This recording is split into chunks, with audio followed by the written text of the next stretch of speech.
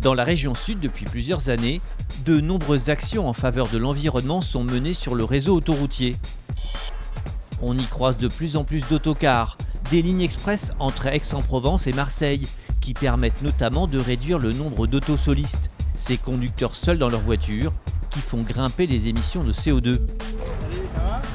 De plus en plus de bornes de recharge rapide sont proposées aux conducteurs de véhicules électriques et leur déploiement va s'accélérer. Tout cela résulte d'une volonté forte des acteurs du territoire en faveur d'une autoroute plus verte. En 2019, Renaud Muselier, le président de la région Sud, et Pierre Copé, le président de Vinci Autoroute, ont signé une charte. Cette convention signée avec la région Sud sur l'autoroute bas carbone, c'est une première. Cet accord entraîne les deux partenaires dans une direction stratégique, le choix d'une autoroute bas carbone.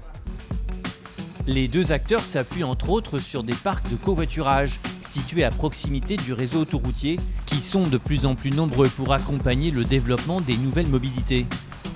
Pour de nombreux usagers, l'autopartage permet de faire un geste important pour la planète. Le covoiturage, c'est pour limiter son bilan carbone, les trajets passent plus vite, c'est tout bénéfice. En région sud, cet engagement fort pour une autoroute bas carbone ne constitue pas un tournant, mais une accélération. Car Vinci Autoroute a fait des enjeux environnementaux une priorité depuis de nombreuses années. C'est une coulée du coup ? Une mission confiée à Delphine Orlando, responsable du pôle développement durable et à ses équipes, qui ont noué de nombreux partenariats avec des associations environnementales, notamment avec le Conservatoire d'espaces naturels, le CENPACA. T'as les foulques avec le front blanc là devant.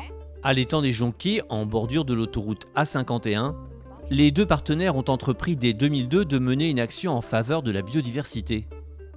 Cet étang, il doit son existence à la création de l'autoroute A51 qui est juste à côté. Puisqu'en fait, ici, c'était une gravière de la Durance dans laquelle on est venu prélever des matériaux. Une fois les travaux terminés, la nappe fluviale de la Durance est remontée dans ces bassins et ça a créé donc ces deux étangs. Depuis, le site est devenu un vrai réservoir de biodiversité. Sur le site, on a pratiquement 450 espèces, dont un quart sont des espèces protégées au niveau national. Voilà la fameuse taille en crayon du castor. Donc il a tout simplement coupé la branche pour pouvoir ensuite prélever les parties tendres de ce bois. Pour l'entretien du site, le CENPACA guide l'autoroutier dans les actions à mener. Comme par exemple sur l'entretien des talus et des dépendances vertes. Il y a une prise en compte des cycles de vie et de reproduction des espèces. C'est un vrai travail d'échange avec le CENPACA pour encadrer nos opérations d'exploitation. On ne va pas faucher à n'importe quel moment un talus autoroutier quand il y a des espèces protégées. Donc toutes ces opérations, elles sont faites et encadrées par le CENPACA qui nous donne des consignes, qui est présent sur place pour cadrer ces opérations d'entretien de la végétation. Et sur ce site sensible, avec ses plans d'eau, aucun traitement phytosanitaire.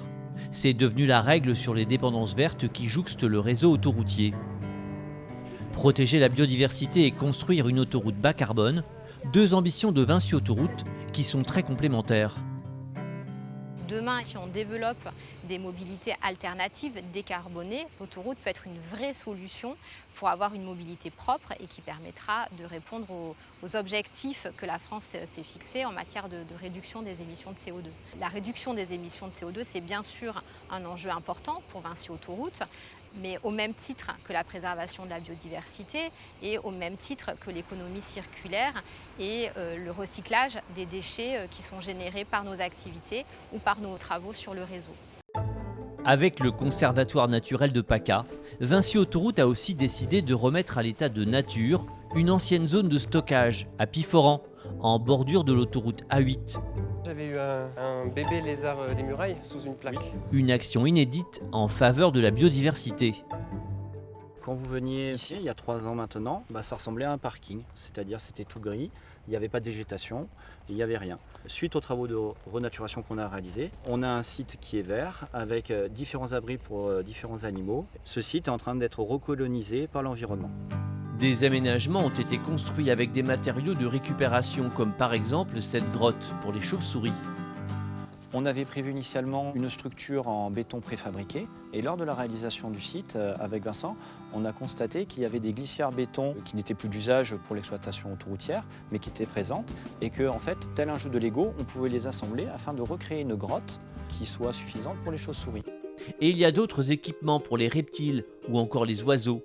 Un travail de longue haleine rendu possible par l'engagement du SENPACA sur ce projet pour une durée de 30 ans. Préserver les zones humides, c'est une autre priorité indispensable pour la protection de la biodiversité. Comme ici en bordure de la Durance et de l'A51. Vinci Autoroute protège le site des Piles en se faisant accompagner par la LPO. Une grenouille! C'est remarquable parce qu'on a réussi à créer tout un biotope entre les zones humides, la végétation autour, avec des choix de végétaux qui étaient identiques à ceux à retrouver en vallée de Durance, pour pouvoir après avoir une colonisation qui s'est faite par l'extérieur, les animaux sont venus par eux-mêmes, et se développer et créer un réel écosystème autour de cette zone humide. Ici, c'est un terrain de jeu pour les libellules.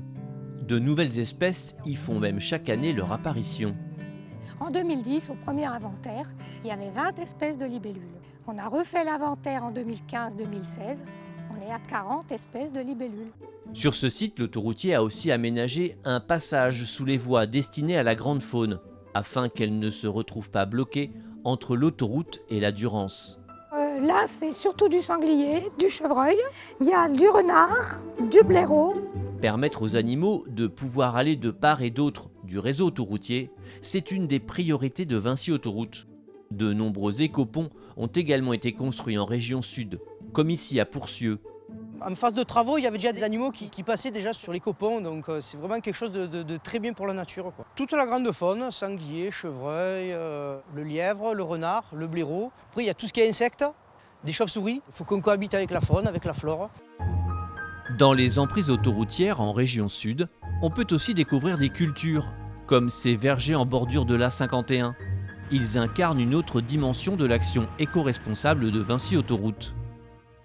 On valorise ce site qui était inutile à l'exploitation de l'autoroute. Donc on a étudié le territoire pour savoir qu'est-ce qu'on pouvait faire sur ces parcelles qui n'étaient plus utilisées. Ici, on est dans les Hautes-Alpes, donc un territoire qui est beaucoup entouré de vergers. C'est une agriculture locale. Ouais. Il va y avoir une belle production. Là, on va avoir une belle récolte. Vinci Autoroute a décidé de mettre gratuitement cette parcelle à disposition d'une association de réinsertion, les Jardins du Buech. Ils se sont dit, les Jardins du Buech, ça devrait coller avec, puisqu'on fait et du social et de l'environnemental, puisqu'on est en agriculture bio. Voilà, exactement. L'idée, c'est de permettre à des personnes qui sont dans des difficultés diverses d'aller vers un peu plus d'autonomie, en fait. Là encore, pour protéger l'environnement, pas de traitement phytosanitaire dans les sols.